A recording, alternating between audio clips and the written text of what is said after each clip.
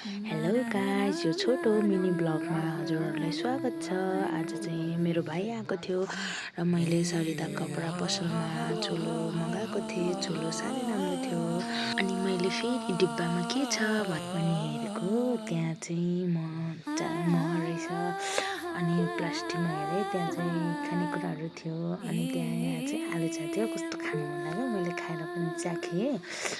अनि आमाले बिचरा खुर्सानी चाहिएन भनेर खुर्सानी पनि थोरै पठाइदिनु भएको रहेछ, अक्क परेको। अनि बोडी पठाइदिनु भएको थियो आमाले। Thank you so much mummy, miss you.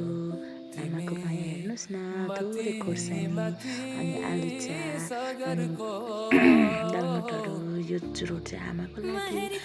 अनि अन्डा उसिनेको पठाइदिनु भएको थियो। अनि म खानु मन लागिरहेको थियो, म पनि पठाइदिनु भएको थियो। कस्तो मिठो हुन्छ। हस् त, आजलाई मेरो ब्लग यति नै।